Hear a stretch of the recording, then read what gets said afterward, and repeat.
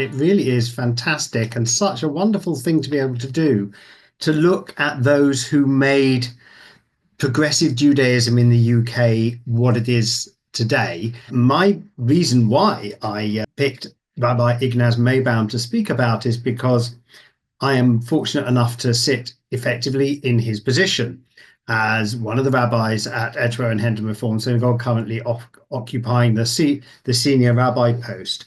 But that's not the only connection. The other connection that I have with him is that I teach at Leo Baeck College, one of the subjects which he was the teacher of. He was the teacher of homiletics. Among other things, he also taught theology there, and he also taught comparative religion. And I remember Rabbi Professor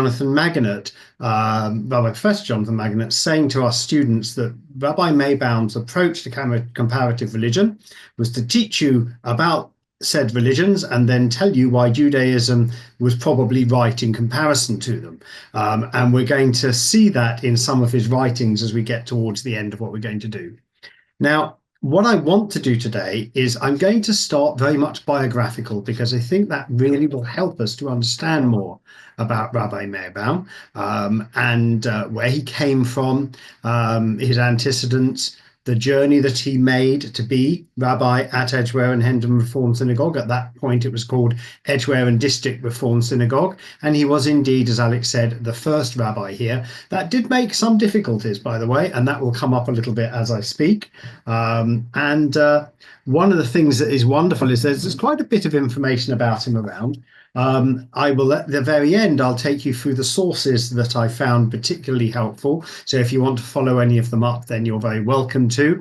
And one of the special sources that I will be using is his daughter, Alyssa Jaffa's wonderful selection of photographs, which she posted to the Association of Jewish Refugees website, which tells some of the biography of Rabbi Maybaum, and a wonderful resource to have, because that's going to enable us to see Rabbi Maybaum in ways that perhaps people have never done so before. And you'll see actually here the famous picture of Rabbi Maybaum on the very top, Rabbi Ignaz Maybaum, and this is the one where he is smoking a pipe, looking very, very both erudite and sophisticated. And this was taken by a famous German photographer who came to Britain to photograph him. And these are kind of his, you could call them his publicity shots in a way. And in fact, one of them is on the front cover of Rabbi Nicholas Lalonde's Ignaz Maybaum, a reader. It's the same picture, in fact.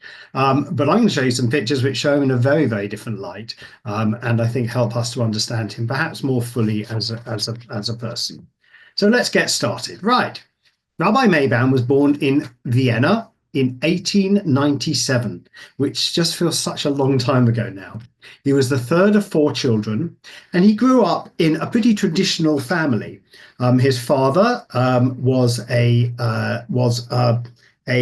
tailor, and they lived in Vienna.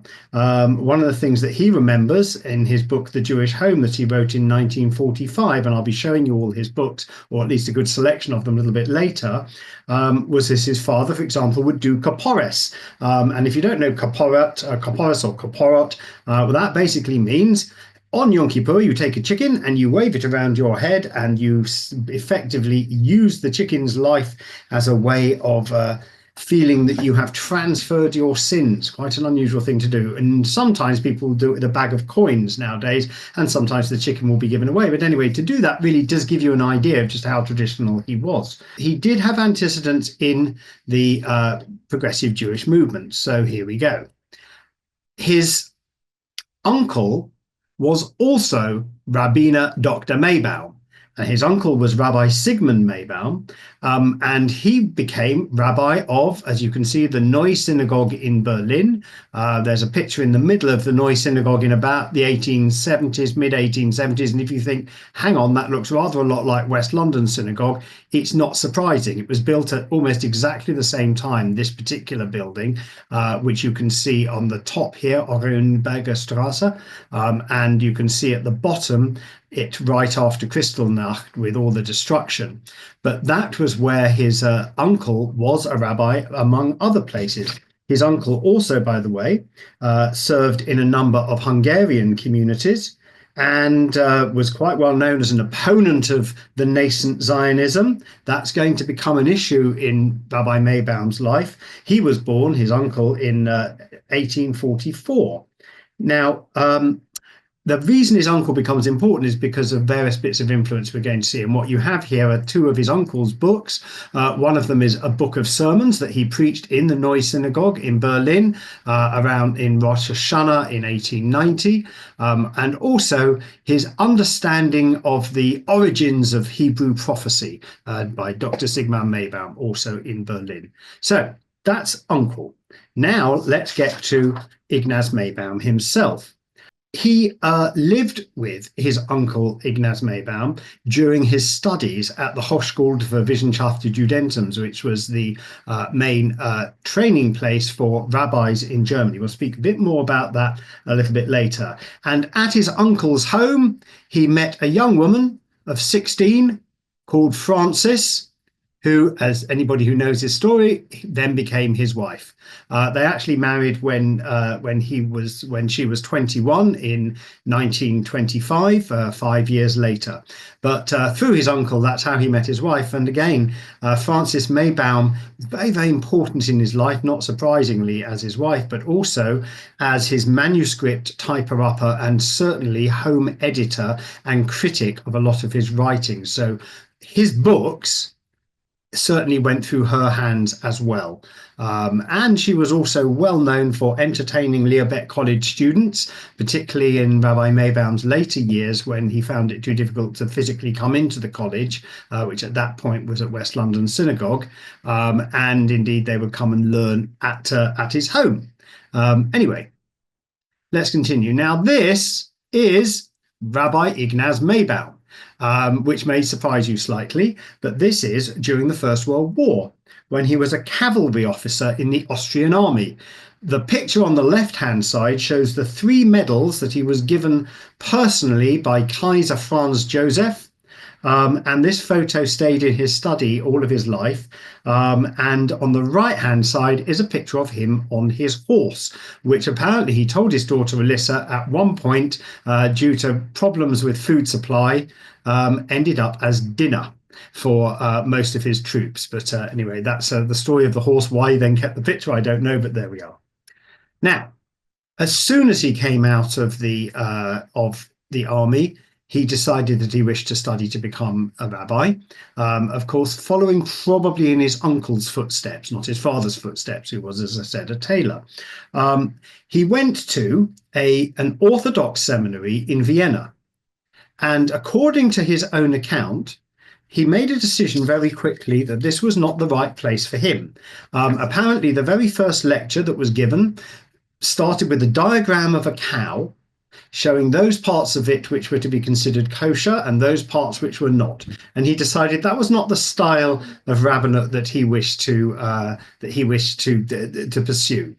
And so he then went to Berlin to study at this place, the Hochschule für Wissenschaft und Judentum, which I suspect is going to turn up in a number of these other lectures for some of the people here. And these are some really special photos of the Hochschule. On the left-hand side, in 1938, towards its last years, with Ismar Ellbogen, a famous Jewish scholar, with students. By the way, the Hochschule was also called Lehranstalt in Berlin. And it wasn't particularly with a denomination, unlike Leo Baeck College, which is Reform and Liberal, although Masorti students also study there. Its intention was around the academic study of Judaism, and of course it did indeed train rabbis. It was closed by the Nazis in 1942, and you can see the building where it ran from just here, which is at the bottom of the screen. It's still there with a plaque recognizing what this place was from 1907 to 1942. That's when that building was used, but the institution had been open since 1872. One of the things, by the way, to notice that I think is important in these two photographs is that there are women studying with the men. It's mostly men, admittedly, but there were also women in both of these pictures. So the Hochschule was a very different place to the seminary, which Ignaz Maybaum may have continued studying in, but he didn't. But of course, remember that he was able to stay with his uncle in Berlin. So I guess that was again very significant that he did. So what then happened? Well, apparently he was very poor at that time, and what he would do is he would make sure that he would go into a coffee house, again according to his own account of his earlier life, and he would make a cup of coffee last for an entire day, so he'd have a warm place to study in. But there we are. I think Leo Baeck College students are slightly better looked after nowadays, and he was ordained as a rabbi in 1926. His first rabbinic posts were in Bingen am Rhein and in Frankfurt an der Oder. My apologies for poor German pronunciation. And then eventually Berlin. He particularly loved the work of Franz Rosenzweig. He certainly knew Leo Baeck, who, if you look behind me, you can see there's a picture of him behind me somewhere on the shelves there to bring him into this lecture. And he also certainly knew and discussed Jewish issues with Martin Buber. He was seen as a very, very clever student indeed. Now we're going to go a little bit further forwards, and we're going to go into what happened next. So he should really, and Alyssa Jaffa, in her own account of her father, says, he was on his way to become a very erudite and well-respected rabbi in Berlin. In the end, he became one of the community rabbis of Berlin, not attached to a particular synagogue, but paid for by the general community in order to be a rabbi of the community. He taught, he gave lectures. He was very well known as a young intellectual rabbi. But now things start going wrong, I'm afraid. In 1935, he was arrested by the Gestapo.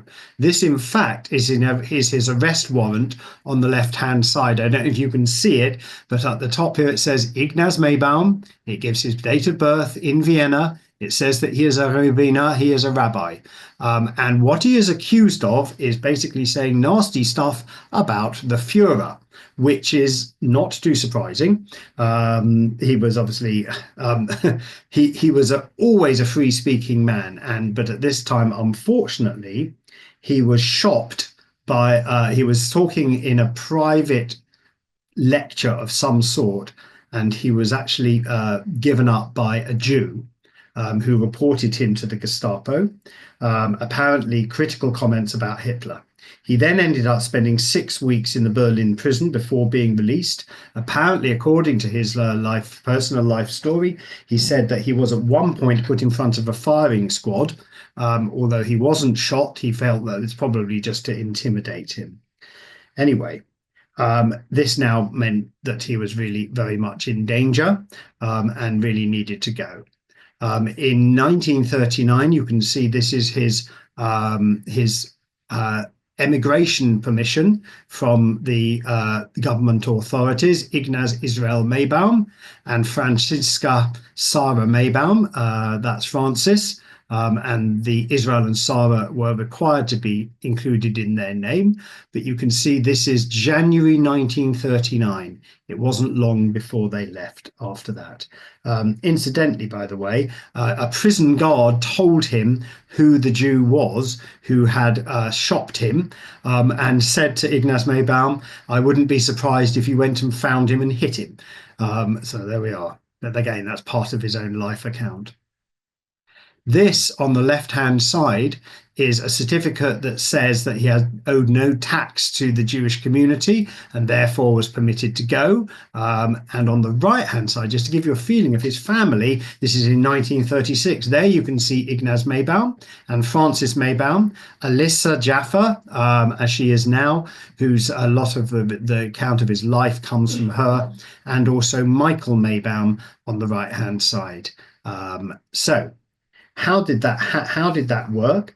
Well, in 1939, he'd been given work in the United Synagogue by the British Chief Rabbi Joseph Hertz, came to England with his wife. His son Michael had in fact been sent on kinder transport a little bit earlier, by the way, and they came to England in 1939 on their way to settle in New York.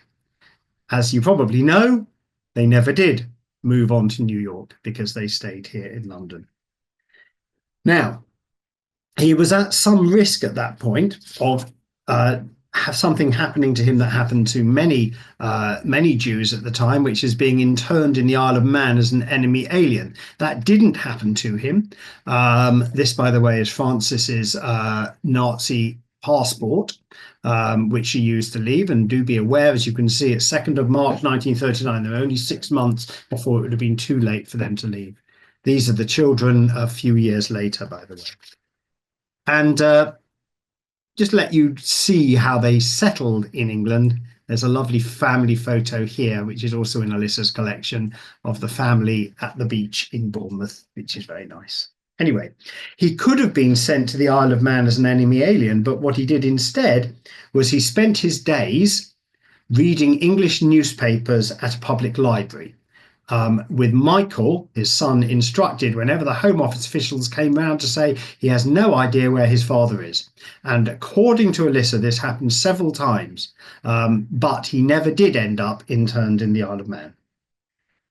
Subsequently, post-war, he discovered that his mother had been killed in Theresienstadt and his 2 sisters had been killed in Auschwitz. So now let's get to his work. That he did here, but you have now an idea, and I think this is very important, behind his work about his experiences while he was younger, taking him all the way from a cavalry officer in the Austrian army up to this point of now being a refugee in England. So, and I also want you to just really hear that he was in Berlin. He was on his way to an illustrious career as a German liberal rabbi. And I'm going to say liberal with an E on the end, because he was very much in that tradition, quite conservative Jewish tradition. And in a way, what happened next was something of a come down. What did he do? He would give sermons or lead services for German refugees, in particular at Hampstead Synagogue, but also at overflow services that were created for German refugees during wartime. And he collected his sermons, by the way, in a book called Man and Catastrophe, some of which we're going to hear a reading from a little bit later. So in 1941, his sermons were given in German. At this point, his English was not strong enough to be able to translate it himself, so he had help with the translation of it. He also gave lessons to refugee children, especially at the Hindhead boarding school that some of you may have heard of, which was a German refugee school to look after the children and to help them, because of course most of them were there without any family at all. And he would also go to visit children living in non-Jewish families. So again, a very different life to that which he had had in Germany as really a rabbi on his way towards eminence. According to his daughter, he loved singing. And one of the things that they used to really love doing was Sederim, where again, a lot of German refugees would come to their home, and their Sederim apparently were so popular and so well known that people would gather in the street outside just to hear everybody singing, which is a rather lovely idea. And he would conduct his Seder dressed in his white kittel. That again is an aspect of his own traditionalism. And of course, I can see that some of that traditionalism is, of course, preserved in, when you look at Edgware and District Reform Synagogue, as was, its place as a conservative synagogue in the Reform tradition, you could say. A more conservative style of synagogue, I think, partly comes from who he was and what he brought to us. And of course, Rabbi Michael Lee continuing that heritage afterwards. What happened with Rabbi Danny Smith and myself afterwards may be a little bit different, but that's where we started. Okay.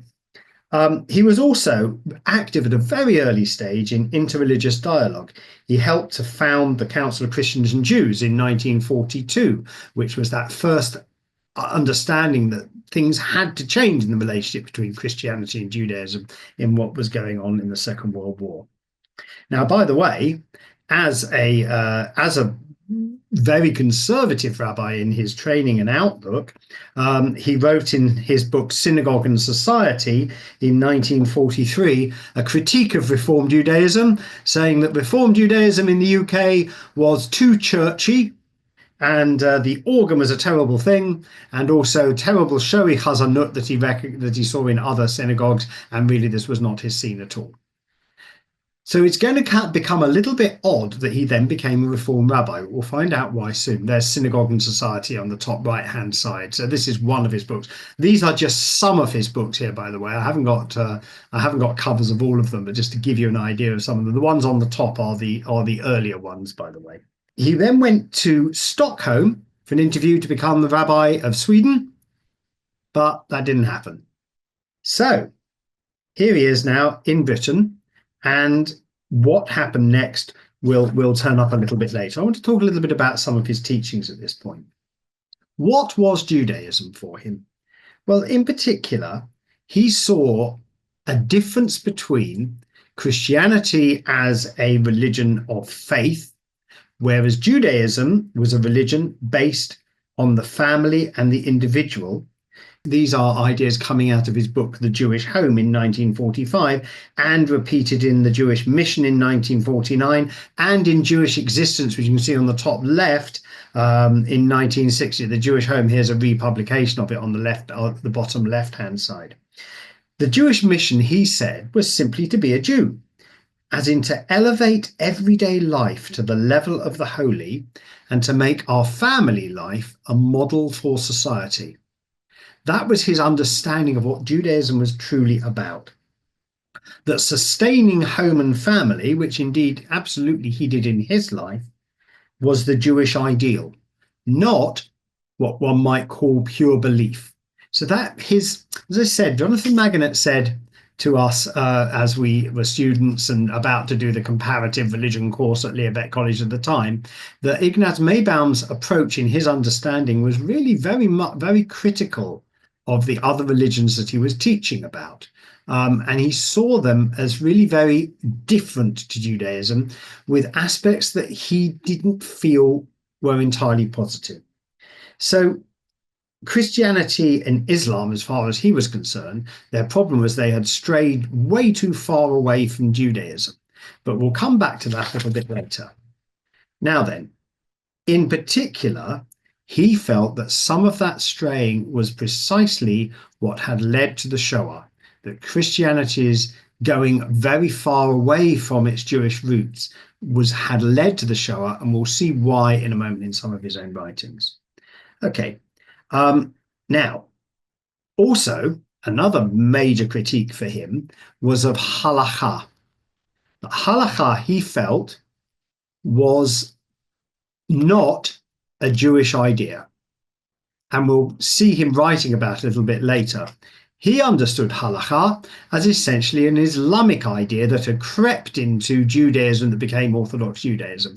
It's quite a fun critique, actually, from our point of view now, that he said essentially that halakha was just the Jewish version of Sharia, and was how Islamicism had crept into Judaism and was now the problem with orthodoxy. Halachic guidance, he wrote, is not possible. It's theological guidance you need, then you make your own decisions.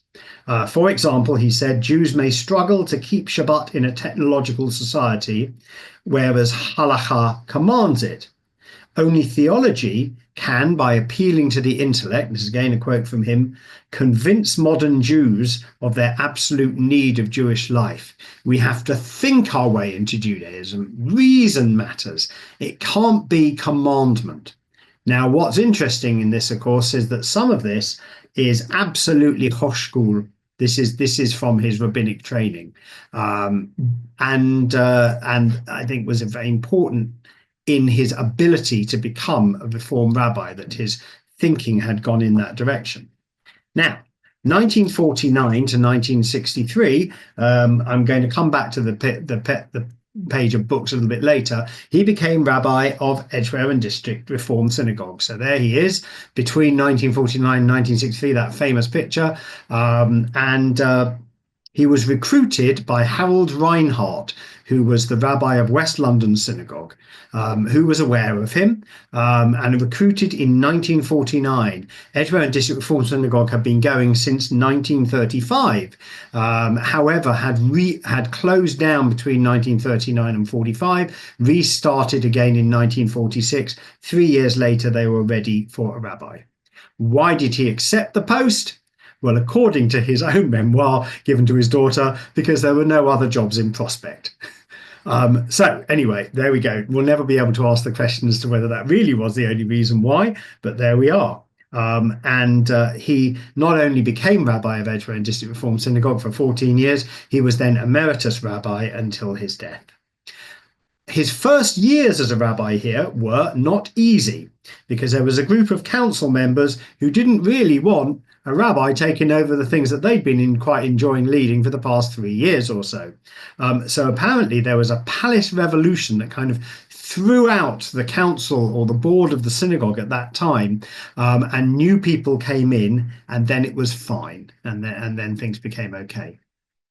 He was involved right from the beginning of Leo Baeck College in 1956 until his retirement. He lectured in homiletics and theology, as I said, and he's also quite responsible for some of the other Jewish refugee academics finding positions in Leo Baeck College because they were a group of people. He knew them, and again, Leo Baeck College, I'm well aware in the 1960s in particular, but absolutely it was German refugee academics who made it happen. And Leo Baeck College sees itself to quite an extent as the kind of successor to the Hochschule für Wissenschaft Judentum, partly because that's where many of its teachers actually came from. Anyway, when he wasn't well enough, as I said, to travel to the college, the students would come to his home. He lectured, by the way, in the 1950s and 1960s in Germany. He went back to Germany and was able to lecture at various conferences, at universities, and also at ecumenical conferences, which were beginning to become much more of a thing. And he very, very much enjoyed it. And it's interesting, as current day rabbi of EHRS, when I read his sermons, I think, gosh, I don't think I'd be able to get away with the intellectual level that he used there. Not as if I could ever even write to that intellectual level, but my goodness, how much our members really got what he was talking about, I don't know. And of course, often his sermons were going towards what became his books. By the way, he was very much part of European Judaism, the journal that Leo Baeck College founded and still runs, and wrote in it many, many, many times. Here's a cover just to give you a feeling for it. Right, now it's time that we started to look at some of his work.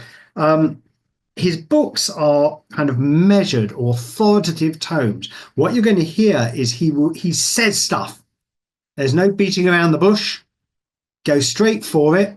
If you don't agree with him, and you're going to find it difficult to agree with some of the stuff you're about to hear him saying, that's your problem. Now you need to debate it and think about it, etc. Apparently, according to Reuven Silverman or Bobby Silverman, who was one of his students, his homiletics lectures, he felt were actually opportunities for the students to give critiques of some of the things that he's going to put into his books. In fact, he said it slightly lastly. Bobby Silverman, who was also then, when he was towards the end of his emeritus rabbinate, what was here at Edgware District Reform Synagogue, said his classes to students at Leo Baeck College were supposed to be on homiletics, but they were actually on Ignaz Maybaum. They were really designed for him to pick up critical feedback from his students. But there we are. That may be a little bit unfair. They have a lot of personal aphorisms, his own ideas. They draw on philosophy, theology, history, sociology, literature, including English poetry and Shakespeare. He wrote a chapter on the Merchant of Venice in the Trialogue Between Jewish, Christian and Muslim in 1973. Really some wonderful stuff. By the way, according to his daughter, when he was at school in the gymnasium in Vienna, up till age 13, The students were supposed to speak in Greek at break time, apparently. They were supposed to be, he was clearly given that very kind of liberal arts education when he was younger. And so you'll find his books are absolutely full of philosophy and ideas well beyond those which many of us easily find to be able to understand at the moment. Now, let's get started. Now, what I've tried to do is to put these excerpts in a chronological order. They've come from various different source books. You will see my list of some of the sources at the end. I also have a good collection of the books themselves here, as you can see, not surprisingly, in the library of Edgware and Hendon Reformed Synagogue, and in my own library, we have a lot of Ignaz Maybaum books. So, shortly after his arrival in England, Rabbi Maybaum was asked to lead services for fellow refugees from Nazi Europe, and his sermons were delivered in German and then published in English. And they addressed those who just experienced many levels of suffering, including maltreatment, emotional trauma, and the murder of relatives. Suffering wasn't a concept for them, it was their reality. So here we go. This is 1941. It's completely and entirely in accord with Jewish destiny that Jewish professors are being hunted out of German, Austrian, and Czech universities, that Jewish writers, doctors, and intellectuals are being driven from their homes and must look all over the world for new places in which to settle and continue their activity and earn their living. It is the Jewish destiny, not words I think that we would use for that nowadays. But the full depth and sacredness of Jewish destiny will be understood only if we realize that every small businessman and every petty official from Germany, Austria, and Czechoslovakia who's been deprived of his livelihood is not merely a dispossessed citizen, but a man who is suffering for the sake of God. The man who suffers for the sake of God has a priestly destiny. Jewish wandering is the priestly road. The Jew beats at the doors of the world, and his inquiry is, can I come to live here? This is going to become a theme of his writings on the Shoah. The last book that he wrote specifically on the Shoah was in 1965. It's this book. I'll just show you the front cover again. The Face of God After Auschwitz. And he's going to develop this idea, very tough idea, of, in a way, Jewish destiny to suffer and then somehow to bring a benefit to humanity because that suffering has been borne, and we bring that out into the world around us. You'll see what I mean, and some of it makes very tough reading. Now, he did have some issues, undoubtedly, with Zionism. His biggest issues with Zionism was that he felt that the nationalism within it was going to be a problem for Judaism. And what he compares it to here, again, look at the forthrightness, you will be somewhat surprised about. This is from his 1960 book, Jewish Existence. The malaise of German youth before and after World War I influenced, he says, the Zionist youth movement, in fact, Zionism. What Huizinga calls pluralism penetrated Jewish life. The hora may be a Russian or Arab dance. It's of no importance to know, but it is important to know whether those hora dancing Jewish youths, like the German youth with their ceremonial fire dancing and singing, prefer instinct to reason. When the festivals of the Jewish calendar are celebrated not in the synagogue and home, but in the streets, and celebrated with torch processions and folk dances, with theatrical bombast reminiscent of Richard Wagner's staging of religion in Beirut, it is clear which way this leads. The prophet speaks about those who serve their gods upon high mountains and upon the hills and under every tree, and sees them as heathens. That's tough stuff. He was criticized for anti-Zionism, and actually some of his congregants were absolutely livid with him for statements like this. Essentially, what he was worried about was that Jewish nationalism was going to be a big danger for Israel. To be talking about these two things around Ignaz Maybaum's analysis of the Shoah and of his analysis of Zionism, right now in the history of the State of Israel, and right now just before Holocaust Memorial Day, I think makes it even more poignant. He was attacked in particular. One of the sermons that he gave said that no amount of Israeli territory is worth the life of a single Israeli soldier. However, in 1956, in a sermon on the faith of the Jewish diaspora, which is repeated in his book, The Faith of the Jewish Diaspora, he appealed for Jewish identification with Jews in Arab lands and Israelis under siege. But then he wrote this: the Jewish people as Am Echad, a single people, is already the brotherhood which mankind will become one day. Never mind our Jewish nationalism. It's not like Gentile nationalism. Our Jewish nationalism, as long as we remain this unique nation, Am Echad, embraces loyalty to mankind, as in what makes us a people, this Am Yisrael Chai, is that we make a difference to humanity, not that we have a single state. So you can imagine the trouble that he got into for some of these sermons at Edgware and District Reformed Synagogue. By the way, the other thing that he got him in big trouble in the early days of Edgware and District Reformed Synagogue was that he preached a sermon attacking the Freemasons and saying that Jews should have nothing to do with them, which was not impressive to those members of the congregation already part of it. And by the way, he was also very prescient on one particular issue. He gave sermons on the lost millions of the USSR in the 1950s, before the refuseniks actually became, well, before refuseniks even were a thing, but before Soviet Jewry really became a concern for a large part of the Jewish people. So just recognize this iconoclasm in Ignaz Maybaum, but because he was so respected as an academic, as an intellectual, as a leader of a thriving synagogue, I think he was able to get away with things that I don't think I'd be able to get away with here, but you never know. Let's see what I try in the future, having done more study of Ignaz Maybaum. This is a nice piece which was written by Albert Friedlander of blessed memory, who I know is going to be, I think he was actually spoken about last week in this group, or will be spoken about soon. And he wrote a beautiful article about Ignaz Maybaum, which he titled Ignaz Maybaum: An Appreciation, which is very nice.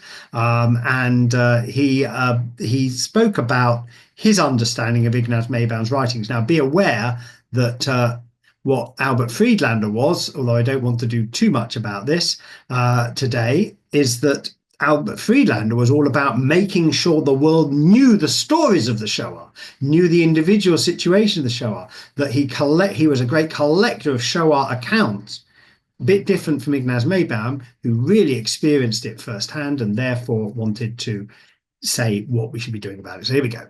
Ignaz Maybaum, as I said earlier, and this is in Albert Friedlander's works, was a disciple of Franz Rosenzweig, and it was therefore natural for him to attack nationalism within Judaism with the full force of his intellect, as in Rosenzweig was against that as well. He saw the task of the Jewish people, that of being a light to the nations, and the double covenant which placed Christianity upon a parallel road to God, where there could be understanding and dialogue between the faiths, was a natural aspect of Maybaum's teachings. At the same time, his view of the Holocaust marked him as a teacher with a different approach to Auschwitz to that of many Jews. Now, this is Face of God After Auschwitz, 1965. The first quotation was from 1941 when he's speaking to a German refugee audience. This is meant for all of us to hear.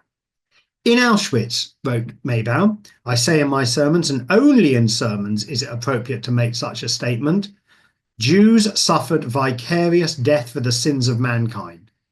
It says in the liturgy of the synagogue, in reference to the first and second Churban, that's destruction of the temples, by the way, albeit centuries after the event, because of our sins. After Auschwitz, as in because of our sins, the temple was destroyed. Sometimes we're quite happy to say because of sinat hinam, groundless hatred, the temples were destroyed. I don't think we go quite as far as this traditional outlook on Churban of Maybaum. After Auschwitz, Jews need not say so. Can any martyr be a more innocent sin offering than those murdered in Auschwitz? The millions who died in Auschwitz died because of the sins of others. Jews and non-Jews died in Auschwitz, but the Jew hatred which Hitler had inherited from the medieval church made Auschwitz the 20th century Calvary of the Jewish people. And that By the way, he uses Isaiah 53, the suffering servant, in one of his sermons as a way of making this even more so, which is very uncomfortable to a lot of Jews to hear, because we often hear that as an idea of kind of Christian replacement of Judaism and such like. But there we are. He was so well versed in Christianity that he would use Christian metaphors, knowing that people would hopefully understand what he was trying to get to. Who is it criticized by? His own congregants, by the way, just as much as by other Jews. Now, let's move on to another writing of his. And basically, I picked up a few of them. Right. Now, if you thought that was shocking and enough, here is another one. The unexpected and shocking messages which emerged from his pulpit often dealt with the Holocaust, and the most often quoted sermon extract was surely this text. Here we go. Would it shock you, said Maybaum, if I were to imitate the prophetic style and formulate the phrase, Hitler my servant? In the book of Job, Satan is there among the servants and messengers of God. Hitler was an instrument in itself, unworthy and contemptible. But God used this instrument to cleanse, to purify, to punish a sinful world. The 6 million Jews, they died an innocent death. They died because of the sins of others. Western man must in repentance say of the Jew what Isaiah says of the servant of God. Surely our diseases did he bear, our pains he carried. He was wounded because of our transgressions. He was crushed because of our iniquities. Essentially what he is saying is the world is now going to wake up and realize some of the terrible things that go on, some of the terrible attitudes that there are, mostly coming out of medievalist Christianity, and to a certain extent out of Islam, as we're going to see him critiquing in a moment. It's really tough. Right. Is there anything in modern times we can learn from Ignaz Maybaum? Very interesting. Well, I'll come to that at the end, if that's all right, because I think that really is a bit of a conclusion. I think it's very interesting. It's this idea of the Shoah. When we teach the Shoah, what we are doing is we are surely teaching the capabilities of humanity, the dreadful capabilities. I know when we do Holocaust Memorial Day, just a few days from now, we're doing it and we get involved in it, and our synagogue gets very involved in it. We are the leaders of the Barnet Holocaust Memorial Day, and have done for some years, because we've got to teach the world. Many of our synagogues, Finchley Reform, ourselves, Northwood and Pinner, bring in lots of school groups into our synagogues. What are we trying to do? We're teaching from the Jewish experience what the world is capable of in sin. And in a way, that I do think works with what Maybaum was speaking about. Right, now I want to pick up something else. Again, I'm going to use Albert Friedlander's words because he analyzes it so beautifully. Maybaum picked up several themes, some within Christianity, others part of an old tradition within Jewish life. The Jew is a scapegoat. The comparison between Calvary and Auschwitz is connected here through the suffering servant tradition. Yeah. Now, the reason why is Maybaum knows perfectly well the suffering servant is used in Christianity to speak about Jesus's death on the cross. And so if he speaks about that and reclaims it for Judaism, and of course, Isaiah was a Jewish prophet, perhaps he can make this sermon break through. Of course, he's not only speaking to the Jews in his congregation. These books were read by Christians as well as by Jews. Christians have always seen this as a prefiguration of Jesus as the suffering Messiah, and this image had been reinforced for them by their interpretation of Abraham and Isaac, the sacrifice that God the Father makes of his beloved son Jesus in the Akedah story, which we translate as the testing of Abraham or the binding of Isaac, and Christians as the sacrifice of Isaac, and by Muslims as the sacrifice of Ishmael. So Maybaum brought these images together in his understanding of the Akedah as an image of the Churban, in which the three religions can each discover something of themselves in that moment of Jewish time. So here we go. This is Maybaum again. History devours its hecatombs of sacrifices. Lots and lots, that means. Youth, above all, is sacrificed. Each generation goes like Isaac to the altar, where a voice says, "Give me your son." Remember, this man was a cavalry officer in the First World War, and probably only lived because he happened to be in an infirmary, suffering from jaundice at the point when almost entire platoon was wiped out, by the way. And he said he lived with that for the rest of his life. This story, like the Akedah, the binding of Isaac, is told in two narratives, one in Genesis, while the other in the Quran, because he studied Quran. In Genesis, we meet a father who represents both law and love.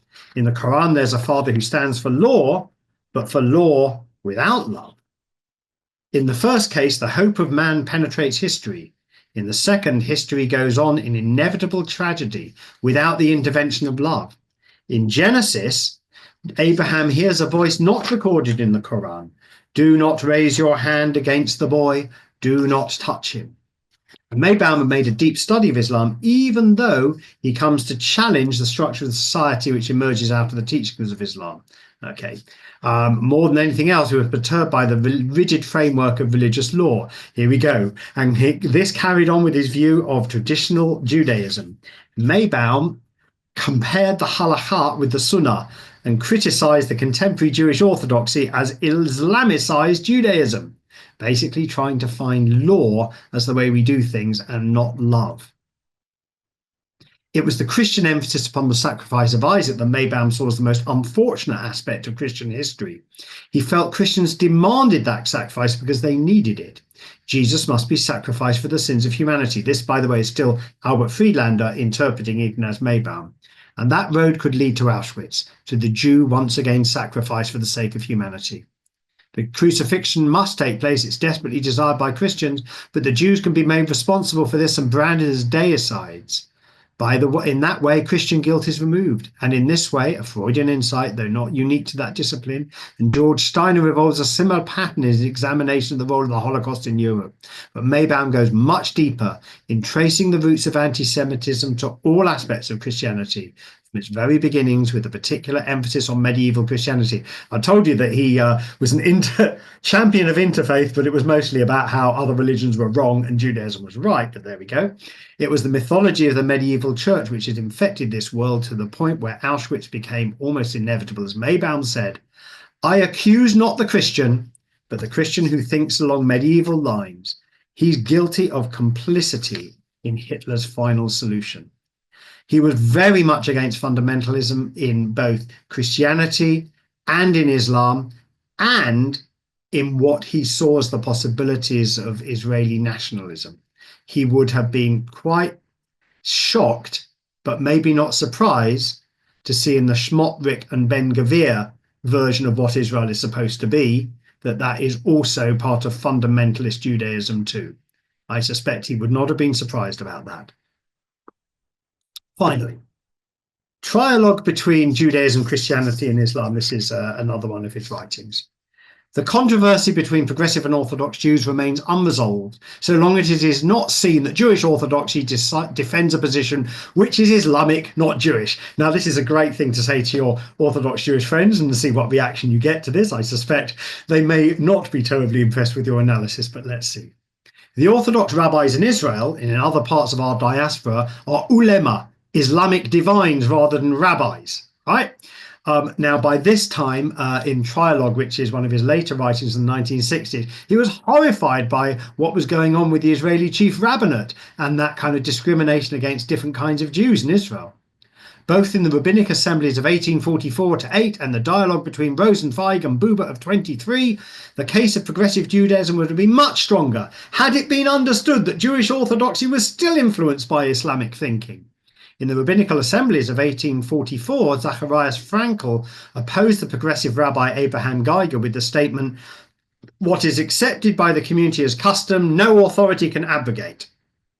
Frankel's statement is the exact formulation of what the Muslim calls ijma, Orthodox Judaism defended with the help of an Islamic tenet. Other instances of the same approach will be seen when we turn to Franz Rosenzweig's dialogue with Buber, as recorded in his pamphlet The Builders, 1924, and his other references to the controversy between the Orthodox and progressive interpretation of Judaism.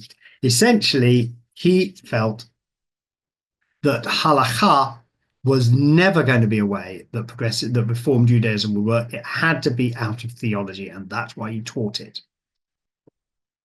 These are some words also from Albert Friedlander. Maybaum was a thinker of Catholic tastes, as in general taste. He was well grounded in the Jewish sources, but his knowledge of classical and modern non-Jewish literature was great, and he forever quoted widely from a variety of sources. This was all part of his being a son of the Emancipation and not a medievalist. He had his feet firmly planted in the past and the present, but always his motto could be that of the Psalms, part of which is on his tombstone. Lo amud ki ehye. I shall not die but live and declare the words of the Lord, the works of the Lord. Right, so here we go. This is Ignaz Maybaum in his last years. His tombstone, by the way, as you can see, is in Hoop Lane Cemetery, as is Francis's. Francis's, by the way, at the bottom it says Asa Kenegdo, which for those who know their book of Genesis basically means helpmate to him. In Ignaz Maybaum's tombstone, there is this word lo amut ki echye I will declare the works of God. So that is sitting, I won't die, I will live and I will declare the works of God, which is really his own interpretation of it. Incidentally, outside the Neue Synagogue is this Stolperstein, tripping over stone. Here worked Ignaz Maybaum, rabbi, born 1897, who left or flew in 1939 to England. And this final word, Überlebt, survived, which is a lovely thing to know. And he did indeed. That is his daughter, Alyssa Jaffa, holding one of the pictures that we saw a little bit earlier, just helping us to know that his story carries on, and she very much is the bearer of it. Now, some of the sources that this came from, by the way, Rabbi Albert Friedlander wrote in European Judaism, autumn 1997, Ignaz Maybaum, an appreciation. That's really worth reading because you'll find a lot of other quotations with a bit of analysis behind them, because sometimes they're quite difficult to get at what Ignaz Maybaum's trying to get at. But Albert Friedlander makes it a bit more clear. In Reform Judaism and Modernity, this was put together by Rabbi Jonathan Romain in 2004, and there are quite a few quotations from Ignaz Maybaum on various different themes, which are useful to get a key into him. But also, by the way, so many other rabbis of our progressive Jewish tradition. If you want to get an idea, where did we come from? This is where you will find it, particularly in the Reform strand. Alyssa Jaffa herself wrote in Nicholas Delange's wonderful book, Ignaz Maybaum, a reader, which is sitting on my desk somewhere. Here we go. Right. She wrote Memories of My Father, which is, again, where I got a lot of the biographical information, also from having had the pleasure of speaking to her, and the fact that she recorded a piece which is played on a loop at the Neue Synagogue in Berlin, by the way, all about her father as one of the refugee rabbis. A number of people, children of refugee rabbis, recorded testimony, which is played there, which is rather special. But this book really is a great introduction to Ignaz Maybaum. His books themselves, and Alyssa, as I said, on the Association for Jewish Refugees website, his books themselves can often be quite a difficult read, I have to say, from where we are, because you've got to know where he's coming from. That, I feel, is very, very important. But then, they are worth having, they're worth reading, but probably getting into him from the Ignaz Maybaum reader is probably a better bet. But yes, that question of where does it come from? Where does all this come from? And I noticed somebody saying that he, Paul, by the way, that he married their parents. And of course he did, because he was really one of the foundation rabbis of Reform Judaism in Britain. And his synagogue, Edgware District Reform Synagogue, under his leadership, grew to be a synagogue of hundreds of families. It took Rabbi Michael Lee, of blessed memory, for it to become a synagogue of the 2,000 families that it is now. But Ignaz Maybaum definitely really built it up in a very, very major way. I hope that you found his story interesting. My apologies that I couldn't pick up everything that was in the chat as we've been going. Right. Okay, I'm just going to have a look at some of these questions, see in the last minute if I can answer anything helpful here. Yes. Did he examine how the Islamicization occurred? Was he aware of Islam's philosophical influence on Maimonides? Definitely he would have been, but he didn't really explain stuff. Like I said, a lot of the way he writes is aphorisms. I am telling you, Orthodox Judaism is basically Islamicized Judaism. I don't need to show you my workings, you know? And I think there was something about his education and the fact that often his books were composed out of sermons where he didn't have the time to show you the workings. He doesn't really explain that, but that's probably where he's getting to. But his major thing is that idea, the tradition, that the reason why we began to have Jewish legal codes was because the Jewish legal codes were essentially the Jewish version of codes of Sharia. That's, I think, more where it was coming from. Is there anything we can learn? I'm afraid you'll have to decide that yourself. But this idea of the dangers of fundamentalism and medievalism, absolutely. I don't think many of you would criticize me for saying the right wing of the current Israeli government is living in a medievalist approach to what Israel might be. And is really a problem. And I think Maybaum would have been just as horrified as I personally am when I see that, and when I hear the things they say. What else have we got? There we go. Direct opinions. Brilliant. Was he criticised for being like this by Jewish leaders and communities? He was criticised, absolutely, but to say mostly by his congregants. And that, I suspect, is also why he needed his students from Leo Baeck College to try and ground him. Oh, and there's one other source I should mention, which is Great Reform Lives, the book which was put together by Rabbi Romain as well. And Rabbi Reuven Silverman, Bobby Silverman, wrote the chapter on Ignaz Maybaum, by the way. So that's another really good source to look at if you're looking for his history.